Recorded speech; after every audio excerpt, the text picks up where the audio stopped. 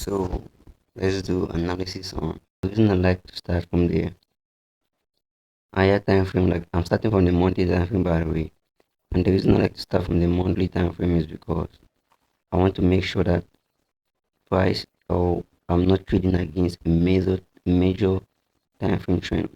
Like for example, here we have an order block here after a massive move to the downside from 2009. And let's see what price is doing around that order block. Although things have been bullish recently, GBPJPY is currently trading on an order block, right? It's currently trading on an order block here. Let me adjust the order block very well. It's the monthly time frame view, right? We see that it's currently there and it's closed. It's looking like it's going to close above, so we can continue taking this price bullish to the upside. That's all I'll map from the monthly time frame. We'll go to the weekly time frame and see what has been happening. From the weekly time frame, we've had this structure. Right, I'll just take out this, not really important right now. That was just direction. From the weekly time frame, we've had a break of structure to the upside here. Alright, we had a break of structure to the upside. And then this was like the order block which caused the break of structure. Price came back to it, and now price is buying back. No, price is buying back. We are currently trading this week. Although price is already giving us this, but that is it. Price is buying back to the upside. So from there, we'll go straight to the daily time frame. We'll look at the daily time frame structure. From the daily time frame, this is where order block was, and price reacted, and now price is giving us a full daily break of structure. Yeah, a full daily break of structure to the upside. It means we continue buying this market, but where will I be looking to continue buying this market? This is the, some people call it demand zone or order block. This is the order block which caused the break of structure. This one is no longer important. This is the order block which caused the break of structure. This is where we should be looking to buy this market. Now we'll go down to 4 hours, which is where I actually look at structure. When I talk about structure, I like to look at it from the 4 hours time frame. Right? From the 4 hours time frame, we see that internally what has been happening is that we had a break of structure here. Had a break of structure here. 4 hours internal break of structure. And this is the order block. If we were to refine that order block, this will be it. This will be the order block which caused it. This is the order block which caused that move.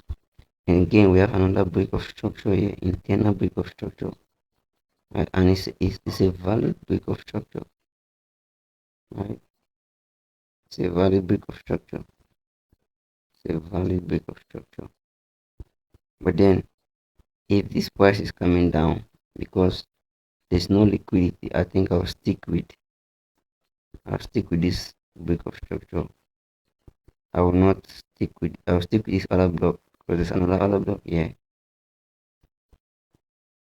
I'll be looking to trade the farthest other block, this one, instead of this one.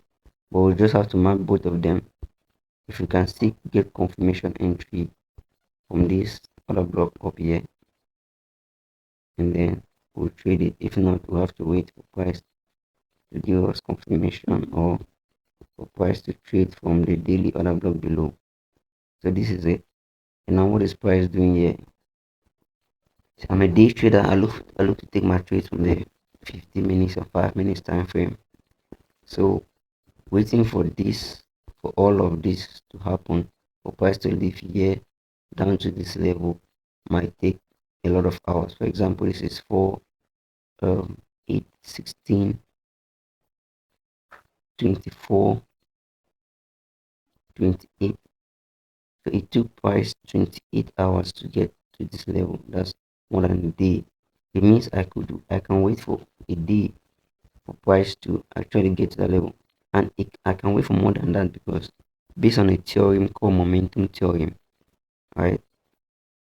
this price going up has more momentum, higher momentum compared to price coming down.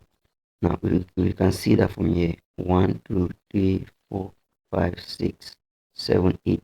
We've already had eight candles. We've already had 8 candles. This is 32 hours of price action. Has already happened just for price to come down here. But it took 24 hours. So we can wait for the entire week. Today is Wednesday. We can wait for Wednesday till the Friday before price or price actually coming down here next week. So to trade this market, we're going to go to a lower time frame and see what price is telling us around this point and trade it. So we'll go down to the 1 hour time frame. I like to skip my time frames. On the 1 hour time frame, price is giving us nothing to trade. I'm not going to force myself to do anything.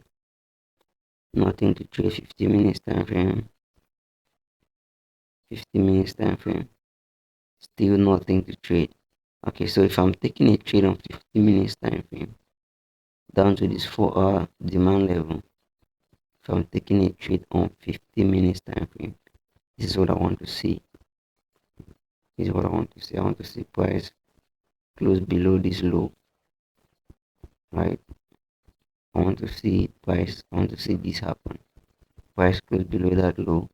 Give me confirmation around that level, and I can sell down to this other block on the 4 hours. So this is what I want to see on 50 minutes. If that does not happen, I'm not trading anything on GBPJPY. I'm just going to be waiting. So for now, I'll be waiting to see how things move on GBPJPY. I will not be trading GBPJPY at the moment. I'll go back to 4 hours time frame. So yeah, I will not be trading GBPJPY at the moment. I want price to take out that low. After price take out that low, we can look for sell opportunities to sell this market to this level. Now, if we get to this level and see, if we get to this level and get confirmation for the buy, we'll take it. But if we do not have confirmation for the buy, we'll continue selling from here to this level and then look for the confirmation for the buy in the around this level. Look for the confirmation for the buy around this level, and then we'll take it back to the upside. Remember, the overall trend idea is bullish, but we want to cash the move. The idea is bullish, taking it straight to the upside from higher time frame buyers. But since we trade on lower time frame on the 15 minutes and 5 minutes, we want to look to capture this downward move from here. We want to capture this move that will happen to this level. So that is my analysis on GBPJPY. If you have any other thing, any other analysis, something I'm missing out on, please let me know. I'd like to learn as well. Thank you very much.